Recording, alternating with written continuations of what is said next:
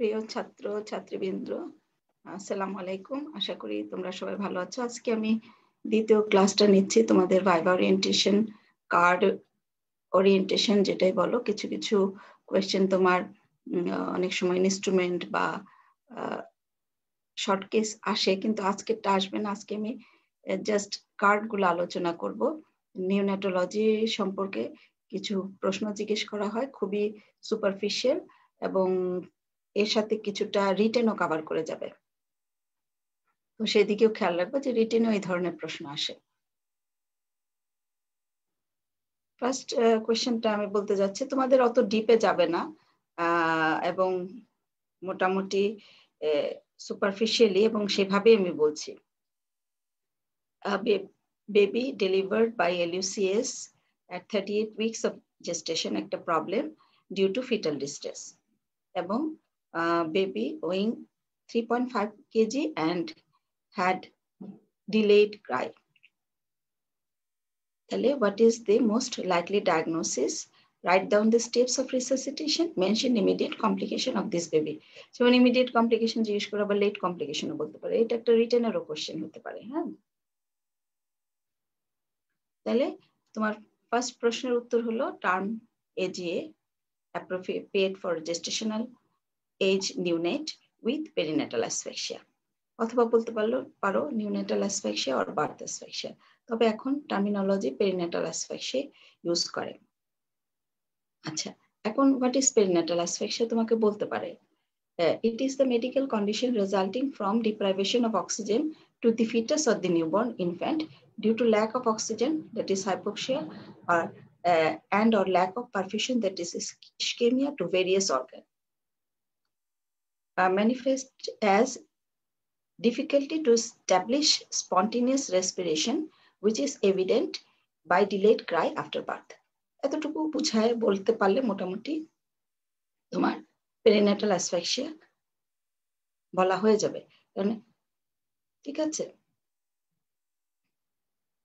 কারণ neonatal asphyxia এই lack of oxygen or lack of perfusion তোমার শুধু নিউনেটে জন্মের পরেই হবে তা না, ইনিউটেরও হতে পারে।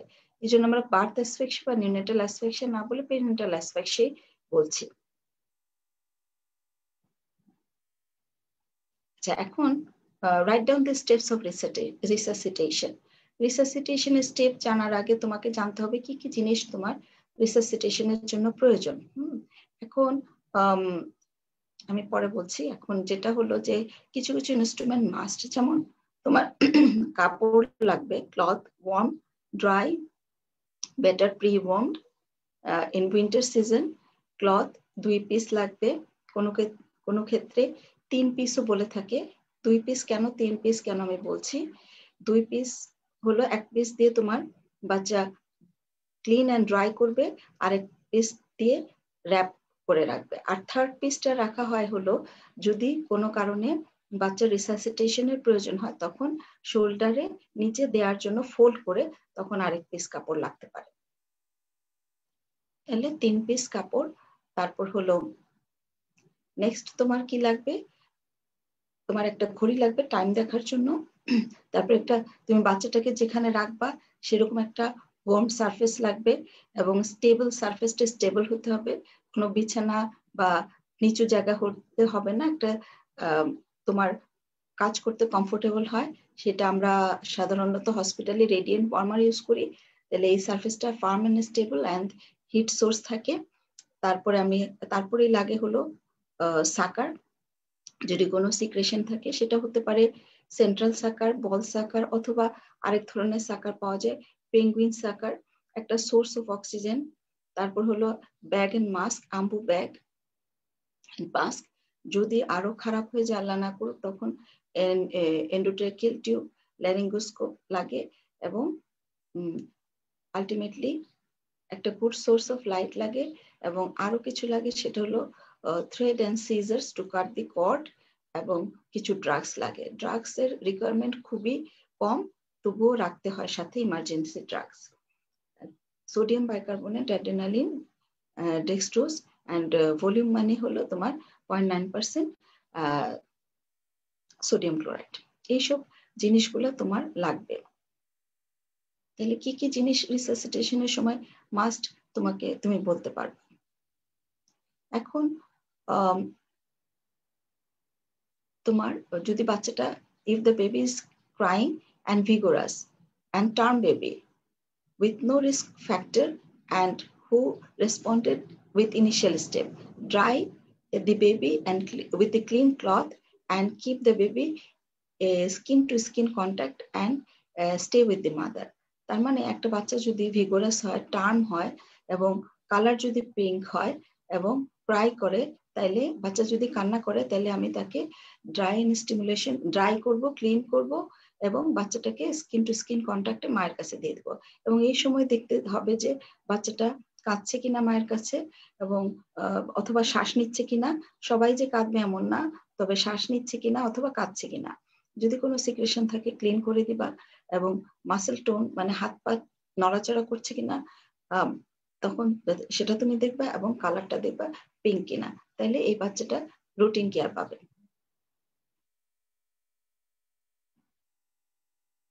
এখন এই যে ড্রাই করলা, তাহলে তুমি দেখলা, তারপরে কর্ডটা কেটে মায়ের কাছে দিয়ে দিলা। Cut the cord and keep it clean, beard and dry. মানে শুকনো রাখতে হবে, খোলা রাখতে হবে এবং পরিষ্কার রাখতে হবে। তবে এখন আম্বিলিক্যাল ইনফেকশন প্রিভেন্ট করার জন্য 7.1% ক্লোরহেক্সিডিন আম্বিলিকাসে অ্যাপ্লাই করা হয় single time after delivery, cord কাটার পর। এবং মার কাছে বাচ্চাকে দিতে হবে, স্কিন টু স্কিন কন্ট্যাক্টে থাকবে এবং ব্রেস্ট ফিডিং উইদিন 1 আওয়ারে স্টার্ট করতে হবে। এখন কথা হচ্ছে আমি এই কথাগুলা কেন বললাম, তোমার প্রশ্নে কি ছিল? স্টেপস অফ রিসাসিটেশন, এই কথাগুলা রিসাসিটেশন যখন কাঁদলো না তখন আমি এখন এই ঘটনাটা বলতে যাচ্ছি।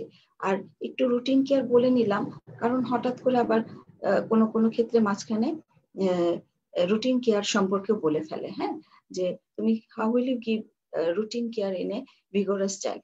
আর ভিগোরাস চাইল্ডটা তোমাকে আগে চিনতে হবে যে একটা ভিগোরাস চাইল্ড দেখতে কেমন, পিঙ্ক থাকে, crying or having normal respiration and with good tone. এখন এগুলার অভাব যখন তুমি দেখবা, অর্থাৎ কিরকম দেখলে আমি দেখবো যে বাচ্চাটা রিসাসিটেশনের প্রয়োজন হয়। যদি বাচ্চাটা ব্লু থাকে এবং লেথার্জিক থাকে এবং নট ক্রাইং অর ব্রিদিং, তখন তোমার রিসাসিটেশনের প্রয়োজন হয়। এই জন্য আমি এই কথাটা রুটিন কেয়ারটা কাকে দিব এটা এনে এখন আমি রিসাসিটেশনে যাচ্ছি তোমার দ্বিতীয় প্রশ্নে। এখন সিকোয়েন্স অফ রিসাসিটেশন এর জন্য আমি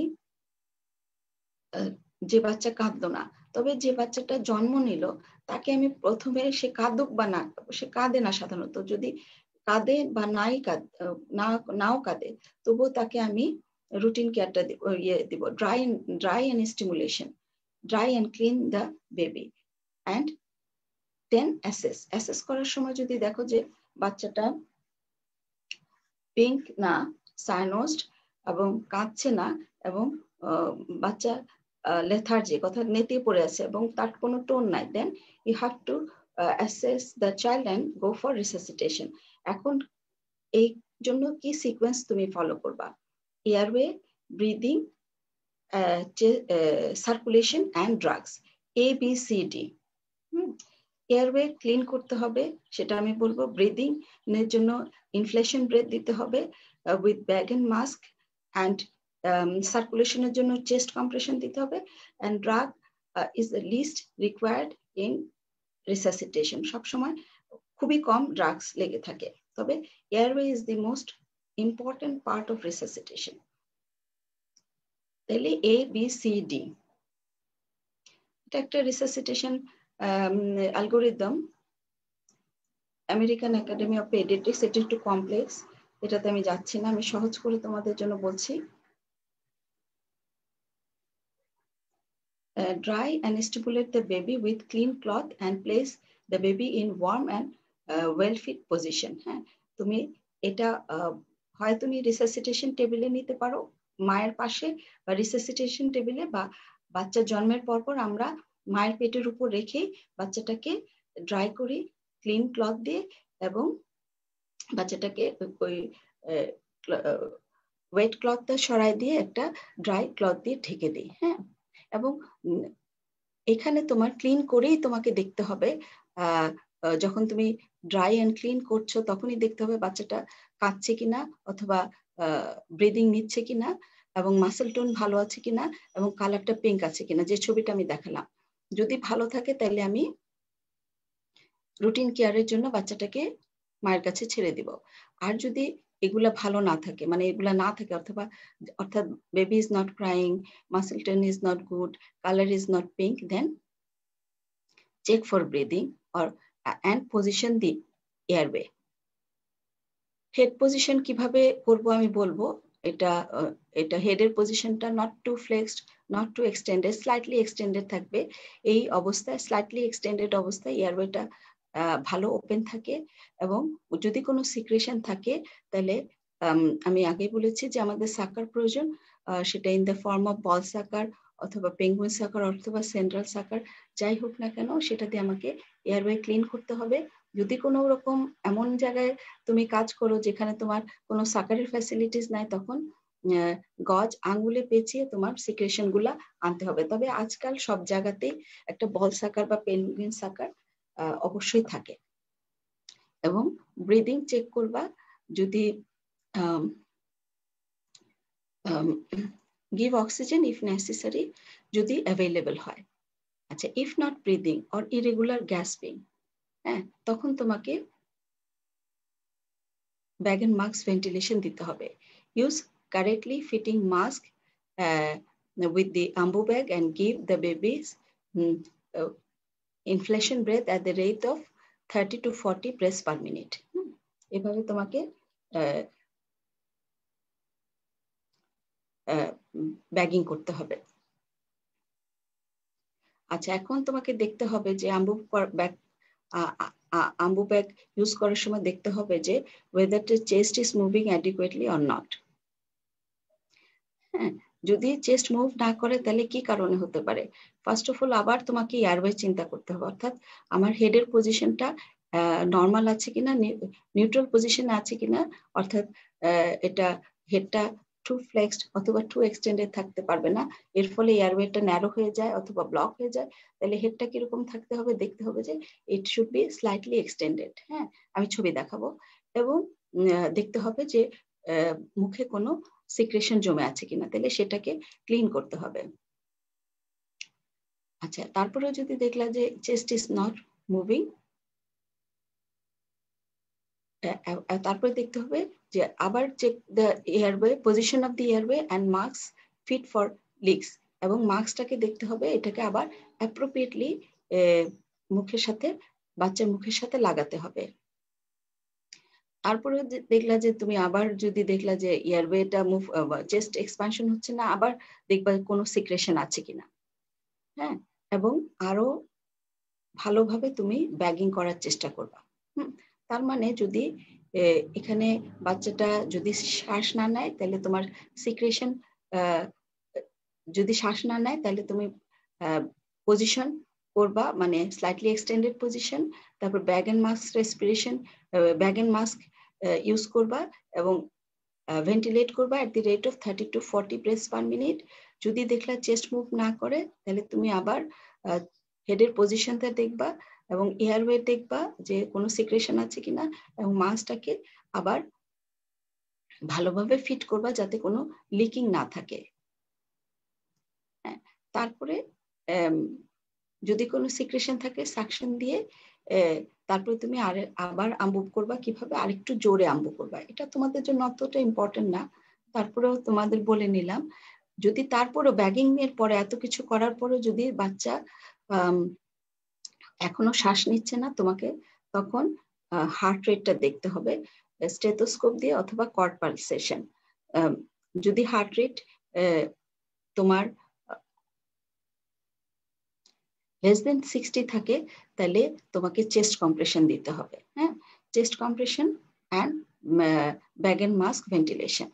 আর এইদিকে যদি তোমার এইসব ম্যানুভারের পরে ব্যাগ এন্ড মাস্ক ভেন্টিলেশন দেওয়ার পরে যদি বাচ্চা ব্রিথ করে তাহলে অবজার্ভ করবো ক্লোজলি। হ্যাঁ, এবং আস্তে আস্তে ভেন্টিলেশনটা উইথড্র করে ফেলবো। হ্যাঁ, এবং হার্ট রেটটা লক্ষ্য করব, যদি মোর দেন 100 থাকে তখন আমি বাচ্চাটাকে অবজার্ভ করব। কিন্তু যদি প্রয়োজন হয় অক্সিজেন দেয়া লাগবে। আর এখানে যদি এরপরেও যদি এই ম্যানুভার করা মানে ব্যাগ এন্ড মাস্ক ভেন্টিলেশন দেওয়ার পরেও যদি বাচ্চা না কাঁদে তখন আমি সার্কুলেশন দেখব। এবং হার্ট রেট যদি লেস দেন 60 থাকে তাহলে আমি বলবো চেস্ট কম্প্রেশন উইথ ভেন্টিলেশন। তাহলে আমার হার্ট রেটটা বেশি থাকে, হার্ট রেট বাচ্চাদের বেশি থাকে এবং সবারই হার্ট রেট বেশি ইন রিলেশন টু রেসপিরেশন। তাহলে চেস্ট কম্প্রেশনটার নাম্বারটা বেশি হবে, ভেন্টিলেশনের নাম্বারটা কম হবে। এখানে প্রপোর্শনটা কি, 3টা চেস্ট কম্প্রেশন দিলে একটা bag and mask ventilation apply করতে হবে। এইভাবে তোমাকে দিতে হবে এবং অবজার্ভ করতে হবে যে তোমার হার্ট রেট যদি বেড়ে যায় 100-র উপরে উঠে যায় তাহলে তোমাকে চেস্ট কম্প্রেশন বন্ধ করে দিতে হবে।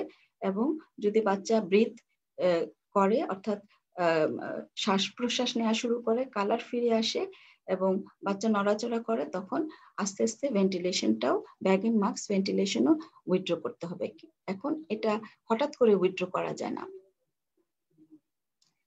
তাহলে 1 থেকে 2 মিনিট পরে কিছুটা ভেন্টিলেশনটা বন্ধ করে দেখতে হবে যে পালস এবং ব্রিদিং ইমপ্রুভ করেছে কিনা।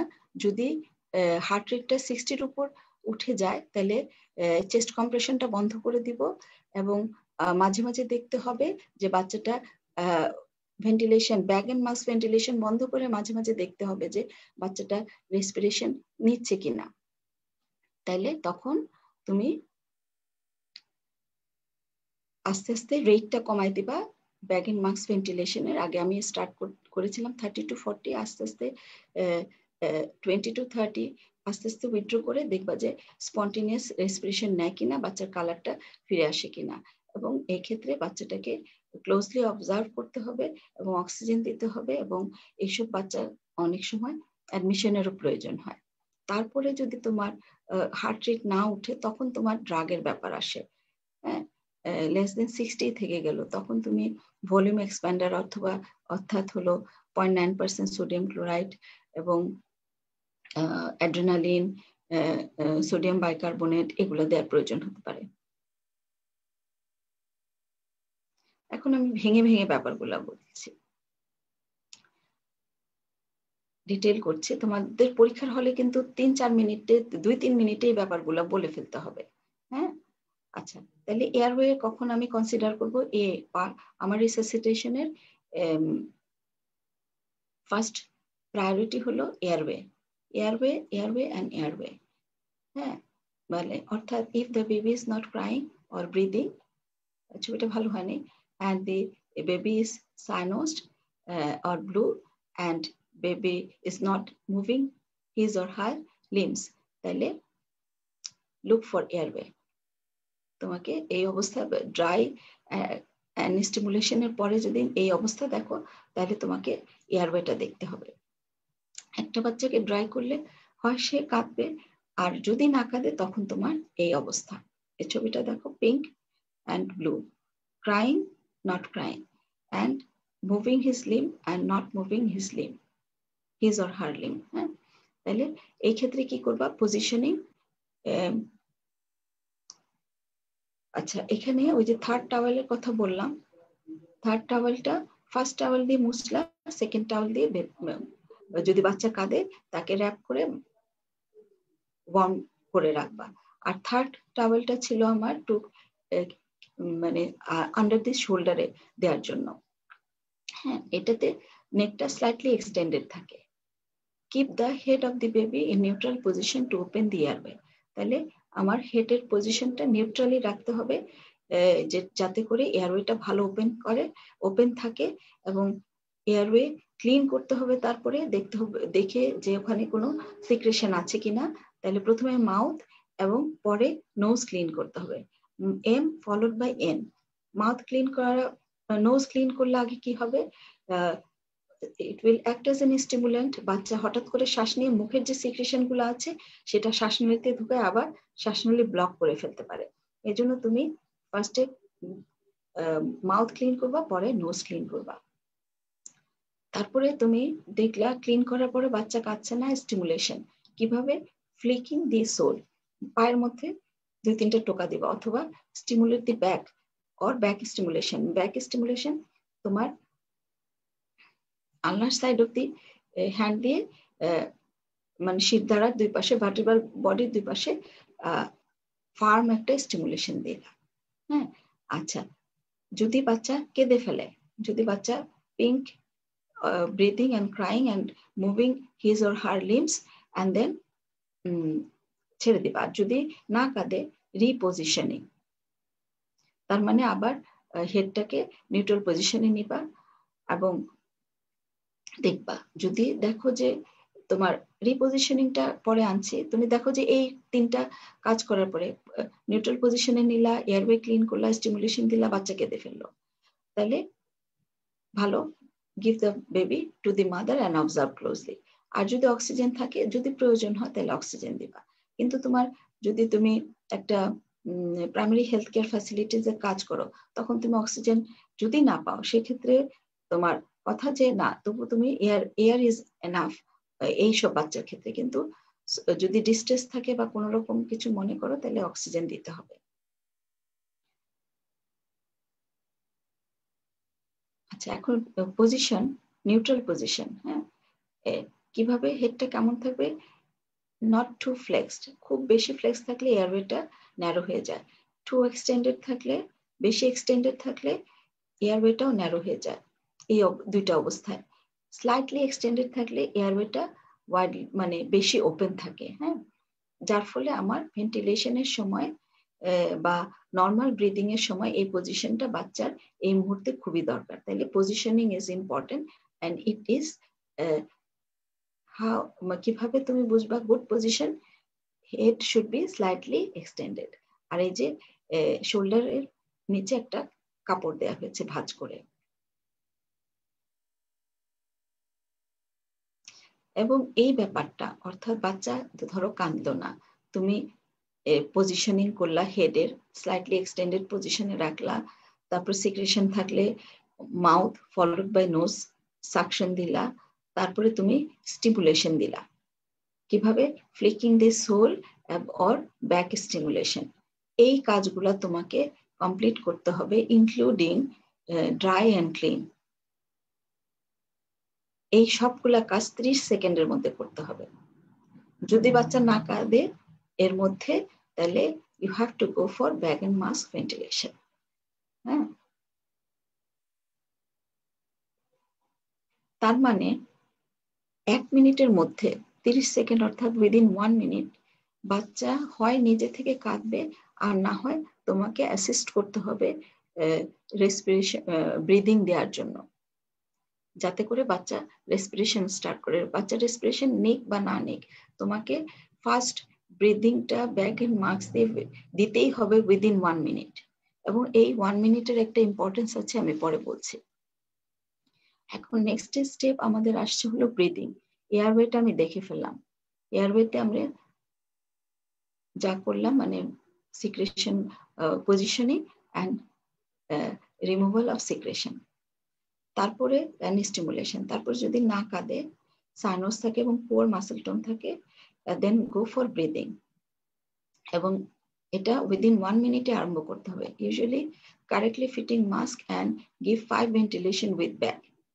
হ্যাঁ, 5টা ব্যাগ দিয়ে ভেন্টিলেশন দিলা, আম্বু ব্যাগ দিয়ে। এবং বাচ্চাকে অবজার্ভ করলা, ইফ ব্রিদিং, যদি বাচ্চা শ্বাস নিয়ে ফেলে by this time, observe the baby closely. If not breathing, ওই যে আমি যে অ্যালগোরিদমটা দেখিয়েছিলাম, ওখানের ব্যাপারটা আসতেছে, এটা আমি ভেঙে ভেঙে বলছি। চেক ফর পজিশন, মানে neutral position of the head again and size of the mask. হ্যাঁ, আর হলো আবার তুমি দেখবা যে পজিশনিং অফ দি মাস্ক, তার মানে হলো মাস্কটা ওয়েল ফিট করছে কিনা, মাউথের সাথে কোনো লিকিং আছে কিনা, সেটাও তোমাকে দেখতে হবে। এবং provide bag and mask ventilation. আবার দিলা bag and mask ventilation. If chest is not moving, chest wall যদি না মুভ করে, আবার তুমি এয়ারওয়ে দেখবা যে কোনো সিক্রেশন আছে কিনা, ক্লিন করলা। যদি এরপরে বাচ্চা শ্বাস নেয় তাহলে ভালো, অবজার্ভ ক্লোজলি। তাহলে 1 মিনিটের মধ্যে আমাকে bag and mask ventilation start করতে হবে। রেটটা হবে 5 ভেন্টিলেশন। তোমাকে ফার্স্টে 5টা ভেন্টিলেশন দিতে হবে এবং অবজার্ভ করতে হবে। যদি তারপরে ব্রিদিং না হয়, 1 বার 2 বার 5টা ভেন্টিলেশন দিয়ে দেখলা, তারপর আবার 5টা দিলা, দেখলা যদি বাচ্চা না কাঁদে, তাহলে তুমি আবার পজিশনিং এ গেলা এবং মাস্কটাকে ওয়েল ফিট করলা, আবার দেখলা যে ব্যাগ এন্ড মাস্ক, যে মাস্কটা মুখের মধ্যে বাচ্চা লেগে আছে ওখানে কোনো লিকিং আছে কিনা। তারপর আবার ventilation, bag and mask ventilation দিলা এবং চেস্টটা যদি না মুভ করে সাকশন দিলা, আবার ব্যাগ এন্ড মাস্ক ভেন্টিলেশন দিলা। যদি বাচ্চা শ্বাস নেয় তাহলে অবজার্ভ করলাম। এখনো দেখলা যে এভাবে তুমি দিয়ে দেখলা যে বাচ্চা রেসপিরেশন নিচ্ছে না, দেন কল ফর হেল্প, আরেকজনের সাহায্য তোমার লাগবে। হ্যাঁ, এই স্টেজে তোমার সার্কুলেশনটা খেয়াল করতে হবে, অর্থাৎ বাচ্চার হার্ট রেট দেখতে হবে বাই কর্ড পালসেশন অথবা with the help of the stethoscope cardiac pulsation, মানে হার্ট রেট। হার্ট রেটটা যদি 100 নিচে থাকে, হ্যাঁ, then intubation and continue positive pressure ventilation. আর যদি হার্ট রেটটা লেস দেন 60 হয়ে যায় তাহলে go for chest compression along with bag and mask ventilation. Chest compression দিব 1 2 3, 3টা দিব এবং একটা ব্যাগিং করতে হবে, ব্যাগ এন্ড মাস্ক ভেন্টিলেশন দিতে হবে। 1 2 3 কম্প্রেশন অ্যান্ড 1 ভেন্টিলেশন, এইভাবে 1 মিনিট ধরে দিতে হবে। If chest is not moving well, আবার সিক্রেশন আছে কিনা দেখতে হবে, সাকশন দি এয়ারওয়ে। আমি কিন্তু এয়ারওয়েটাকে কখনো ভুলতেছি না। এয়ারওয়ে এর সময় তো এয়ারওয়ে ছিল, ব্রিদিং এর সময় আমার এয়ারওয়েটা আবার দেখার প্রয়োজন হয়েছিল এবং সি ফর সার্কুলেশন যখন আমি আসছি রিসাসিটেশনের স্টেপে, তখন আমি কিন্তু এয়ারওয়েটা দেখতে ভুলছি না। এবং চেস্ট কম্প্রেশন 3টা দিব, একটা ভেন্টিলেশন দিব। চেস্ট কম্প্রেশন মেথড হলো হ্যান্ড অ্যারাউন্ড দ্য চেস্ট অথবা 2 ফিঙ্গার মেথড। তাহলে এখানে 2 থাম্ব না, হ্যান্ড অ্যারাউন্ড দ্য চেস্ট অথবা 2 ফিঙ্গার মেথড, যে কোনো ভাবে আমি চেস্ট কম্প্রেশনটা দিতে পারি উইথ ব্যাগিং। এই হলো তোমার রিসাসিটেশনের মানে সংক্ষিপ্ত বর্ণনা। কিন্তু তোমাকে মনে রাখতে হবে A for airway, B for breathing, C for circulation, D for drugs. এবং ড্রাগস এর মধ্যে এগুলো খুবই কম লাগে এবং যখন লাগে বাচ্চা খুবই খারাপ থাকে এবং সেগুলোর আউটকামও খারাপ হয়। এবং দেখা গেছে ইভেন এয়ারওয়ে মেনটেন করলে, অর্থাৎ ব্যাগ এন্ড মাস্ক ভেন্টিলেশনেই তোমার বেশিরভাগ বাচ্চা উঠে আসে। এয়ারওয়ে অ্যান্ড ব্রিদিং এই দুটো এ বিতেই বেশিরভাগ বাচ্চা উঠে আসে। Intubation, circulation that is chest কম্প্রেশনে গেলে বাচ্চা বেশি খারাপ হয়, তখনই চেস্ট কম্প্রেশন অ্যান্ড ড্রাগস এগুলো লাগে। তাহলে এ followed by B is very important এবং most of the baby airway care and breathing দিলেই বাচ্চা উঠে আসে। এখন গোল্ডেন মিনিট কি, এটা তোমার পাশাপাশি একটা কোয়েশ্চেন হতে পারে। It is the first 1 minute of age, the newborn baby should start breathing on his or her own or should be ventilated with bag and mask. তার মানে জীবনের প্রথম মিনিট, যে মিনিটে বাচ্চা হয় নিজে থেকে শ্বাস প্রশ্বাস নিবে অথবা তোমাকে শ্বাস প্রশ্বাস আরম্ভ করার জন্য ব্যাগ এন্ড মাস্ক ভেন্টিলেশন দিতেই হবে।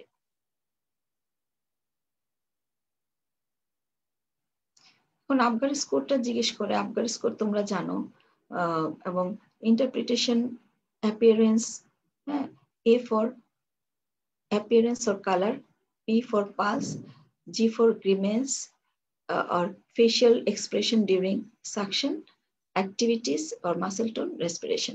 আমরা কিন্তু ঘুরে ফিরে এখন আবগার স্কোরটা ইউজ করে, তবে স্টেপস ফলো করলে ওখানে আবগার স্কোর কিন্তু আমরা ইউজ করছি না। হ্যাঁ, যে এই স্কোর হলে এই করবো, তা কিন্তু নাই।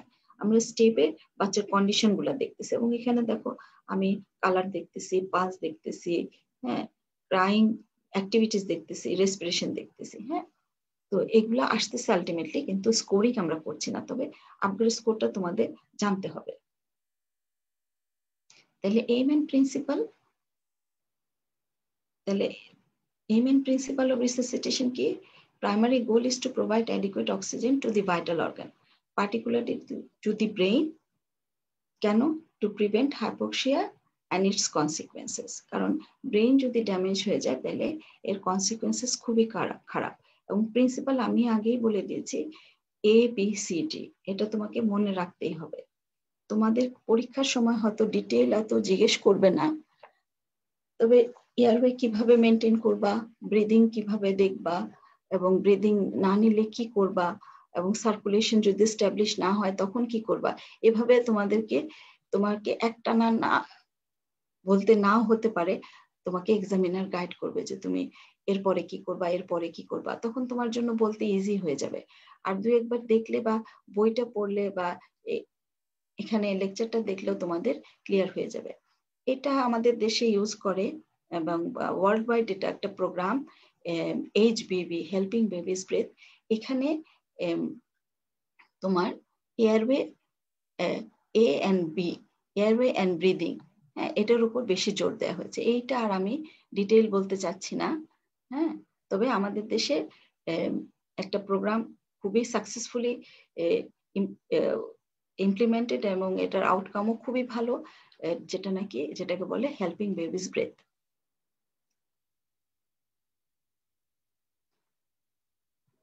Mention immediate complications of the baby. Immediate complications জিজ্ঞেস করতে পারে, late complications জিজ্ঞেস করতে পারে। ইমিডিয়েটের মধ্যে hypoxic ischaemic encephalopathy, cardiomyopathy, necrotizing enterocolitis, pulmonary haemorrhage, persistent pulmonary hypertension, adrenal haemorrhage, acute tubular necrosis, এটা বলিনি, হেপাটোসেলুলার নেক্রোসিস, হ্যাঁ, এগুলা। আর লেট কমপ্লিকেশনের মধ্যে পরে বলছি, সেরিব্রাল পলসি বলছি, আছে পরের কোয়েশ্চেনে। আচ্ছা, এটা গেল তোমার মোটামুটি অ্যাসফিক্সিয়ার প্রশ্ন। বিভিন্ন ভাবে করতে পারে, টার্ম বেবি দিয়ে, প্রি টার্ম বেবি দিয়ে, তবে তোমাদের সাধারণত রিটেনে বা ভাইভাতে যা জিজ্ঞেস করে সেটা টার্ম বেবি কাঁদলো না, 38 উইকস অফ প্রেগনেন্সি, বাচ্চা কাঁদে নেই, এবং তোমার কিভাবে রিসাসিটেট করবে, এটার কমপ্লিকেশনস কি, এইভাবে জিজ্ঞেস করে। আচ্ছা, নেক্সট কোয়েশ্চেনে আমরা আসি।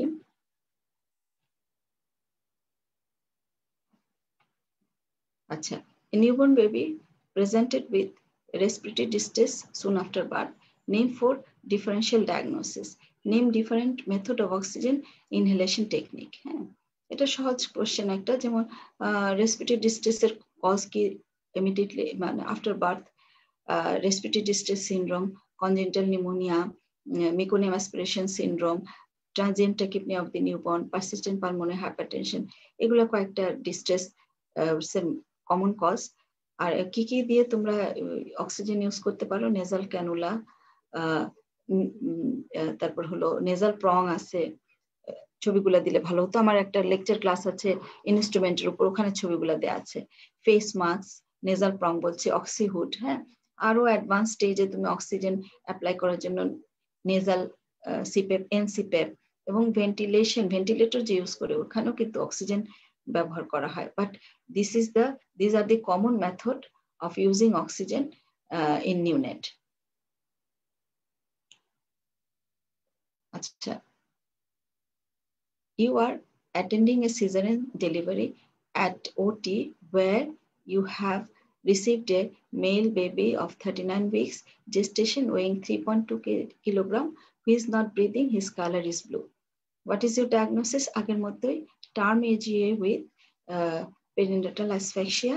And how will you manage the baby? A, B, C, D আমি আগে বলে দিয়েছি, essential care ও আমি আগে বলে দিয়েছি। What are the complications of perinatal asphyxia? Immediate and late, এগুলো সব বলে দেওয়া হয়েছে। আচ্ছা, what are the essential newborn care essential care to be given to a newborn.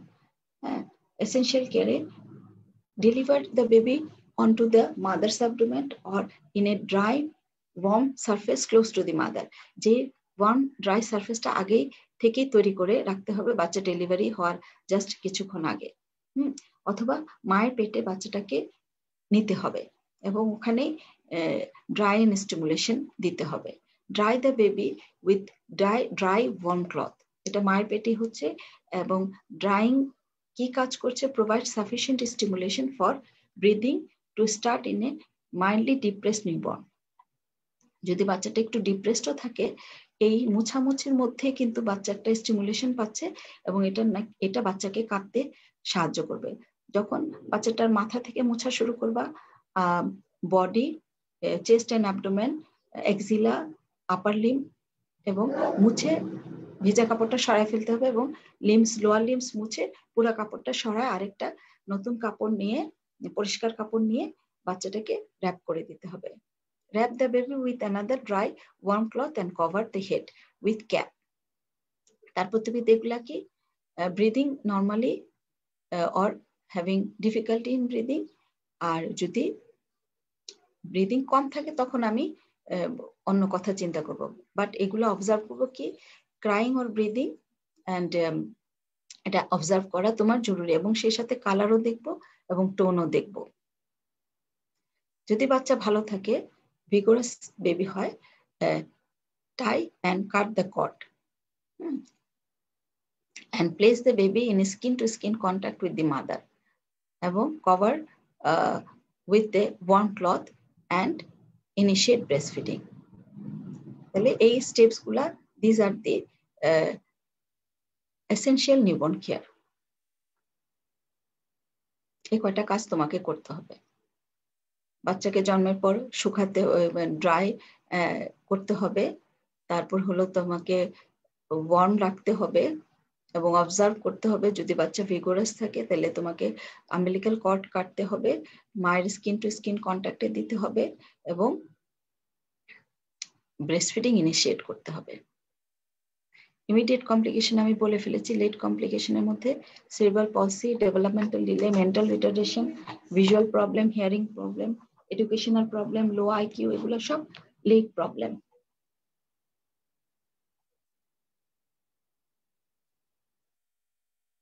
আচ্ছা, a newborn weighing 1.5 kg delivered at home at 33 weeks of gestation by normal vaginal delivery has been brought to the hospital with respiratory distress. What is the most likely diagnosis? Write down 4 complications of this baby. Preterm, 33 weeks, preterm, low birth weight, 1.5 to 2499 gram পর্যন্ত তোমার হলো low birth weight. তাহলে low birth weight due date with respiratory distress, এটা হলো তোমার diagnosis. Complication কি হতে পারে? 4টা বলছে, আমি আরো একটু বেশি বলে ফেলছি, তোমরা ইম্পর্টেন্ট গুলো বলবা। Hypoglycaemia, hypothermia, RDS, apnoeic spell, susceptible to infection না, এটা কমপ্লিকেশন। ইমিডিয়েট কমপ্লিকেশনের মধ্যে আচ্ছা বলতে পারো susceptible to infection, haemorrhage, NEC, physiological jaundice, and apnea of prematurity, anemia of prematurity to late complication, and patent ductus arteriosus. Immediate complication এর মধ্যে hypoglycemia, hypothermia, RDS, apneic spell, এগুলো বলতে হবে। Late complication ROP, cerebral palsy and other neurological problem, osteopenia of prematurity, anemia of prematurity, delayed growth and development, even mental retardation, educational problem, এগুলো হয়। এবং যদি কোনো কমপ্লিকেশন নিউনেটাল পিরিয়ডে হয় তাহলে এগুলো কনসিকুয়েন্সেস হিসাবে তোমার এই প্রবলেমগুলো লেট কমপ্লিকেশন আসতে পারে। 6 hours, আরেকটা কোশ্চেনে যাচ্ছি। 6 hours old newborn delivered at 33 weeks of gestation by LUCS weighing 1400 gram is admitted in a neonatal ward with severe respiratory distress. Most probable diagnosis, write down 2 important investigation, outline the plan of management. এখানে 33 weeks মানে preterm, এখানে হলো weight 1400 grams মানে very low birth weight, respiratory distress কেন হচ্ছে? Due to RDS। তাহলে preterm very low birth weight neonate with respiratory distress syndrome is your most probable diagnosis. Investigation কি করবা? একটা x-ray chest is very important.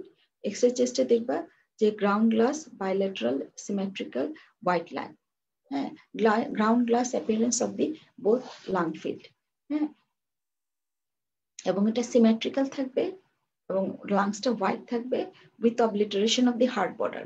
Heart border আর খুঁজে পাওয়া যাবে না, হার্ট বর্ডারটা মার্চ করে যাবে লাংসের শ্যাডোর সাথে, তার মানে লাংসটাও হোয়াইট হয়ে যাবে এবং এয়ার ব্রঙ্কোগ্রাম দেখা যাবে। আচ্ছা, আমরা নর্মাল এক্সরেতে তোমার আমার এক্সরে করলে trachea and right and left principal bronchi এই দুটোই ভিজুয়ালাইজড হবে। এর বেশি beyond the right and left principal bronchi অর্থাৎ সেকেন্ডারি ব্রঙ্কাস, টারশিয়ারি ব্রঙ্কাস এগুলো কিন্তু দেখা যায় না, কিন্তু RDS এর এক্সরেতে রাইট এন্ড লেফট প্রিন্সিপাল ব্রঙ্কাসের পরেও ভিজুয়ালাইজড হবে, মানে সেকেন্ডারি ব্রঙ্কাস, টারশিয়ারি ব্রঙ্কাস এগুলো ভিজুয়ালাইজড হবে। যখন এগুলো ভিজুয়ালাইজড হবে, এয়ার কলাম হিসাবে এক্সরেতে দেখা যাবে, তখন তুমি বলবা দেয়ার ইজ এয়ার ব্রঙ্কোগ্রাম। এখানে বুঝতে পারছো এই যে এইখানে ট্রাকিয়ার শ্যাডো, এই ব্রঙ্কাস আরো বিয়ন্ড একদম নিচের দিকে এয়ার কলাম গুলো বোঝা যাচ্ছে। এত দূর আসার কথা না, এখানে সে স্টপ হয়ে যাওয়ার কথা, কিন্তু বিয়ন্ড দ্যাট সাইট এটা ভিজুয়ালাইজড হচ্ছে, এই জন্য আমরা বলবো যে দিস ইজ এয়ার ব্রঙ্কোগ্রাম। ইনভেস্টিগেশন কি কি করবো? Sorry, CBC with PBF. CBC তে আমরা দেখতে পারি কোনো এভিডেন্স অফ ইনফেকশন আছে কিনা, পেরিফেরাল ব্লাড ফিল্মে টক্সিক গ্র্যানিউল বা নিউট্রোফিল কাউন্ট বেশি আছে কিনা, টক্সিক গ্র্যানিউল আছে কিনা সেটা আমরা দেখব। এবং সিআরপি রেজ থাকলে বলবো যে দেয়ার মে বি ইনফেকশন, এবং ব্লাড কালচার দেখব, ABG, there may be acidosis, electrolyte imbalance এগুলা আছে কিনা আমরা এইসব ইনভেস্টিগেশন গুলা করে দেখতে পারি। বাট স্পেসিফিক ইনভেস্টিগেশন হলো এই আমার এক্সরে করে আমার ডায়াগনোসিস করতে হবে যে this is RDS in preterm low birth or very low birth weight baby. Our outline of plan of management, general management, supportive management, and specific management. General management keep the baby warm, অবশ্যই preterm low birth weight baby heat loss অনেক বেশি এবং ওখানে বাচ্চাকে অবশ্যই worm রাখতে হবে।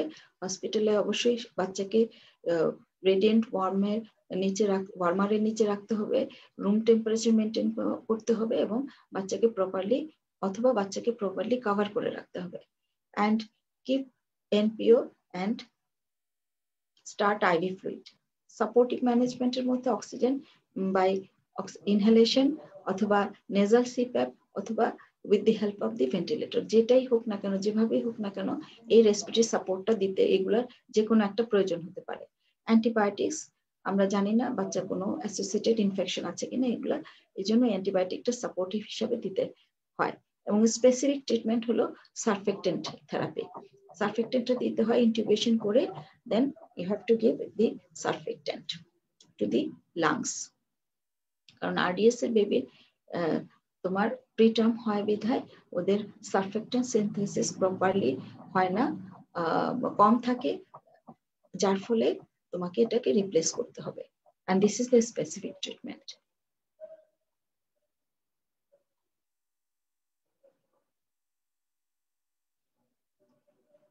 এটা নিউনেট হবে, neonate born 32 weeks of gestation, weighing 400 grams and the body temperature is 95 degree Fahrenheit. What is your diagnosis? Write down the principle of management, name for immediate complication of such case. তোমার একই কথা, preterm very low birth weight baby with hypothermia. General management হলো keep the baby warm, সেই আগের মতোই skin to skin contact রাখতে হবে, keeping the room temperature around 25 to 26 degrees Celsius এবং if possible keep the baby under the warmer, ওয়ার্মারের নিচে বাচ্চাকে রাখবা এবং এনপিও রেখে আইভি ফ্লুইড দিতে হবে। সাপোর্টিভ ট্রিটমেন্ট আগের মতোই, অক্সিজেন যে কোনো উপায় তোমাকে দিতে হতে পারে according to the condition of the baby, যেমন বাই ইনহেলেশন, বাই এনসিপিএফ অথবা ভেন্টিলেশন বা with the help of the ventilator, antibiotics and specific ম্যানেজমেন্টের মধ্যে ছিল আমার সার্ফেক্টেন্ট। কমপ্লিকেশনস গুলো আমি আগেই বলেছি।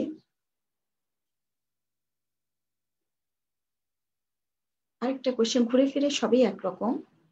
6 hours old newborn delivered at 33 weeks of gestation by Eleusis weighing 1400 gram is admitted in the neonatal ward with severe respiratory distress.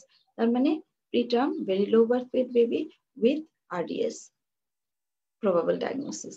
Important investigation আগের মতোই, plan of management আগের মতোই। হ্যাঁ, এটা আমি আলোচনা আর করলাম না।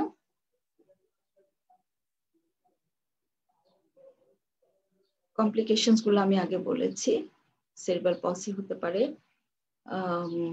impaired learning, visual problem, hearing problem, dental problem, behavioral and psychological problem, chronic health issues এগুলো থাকতে পারে।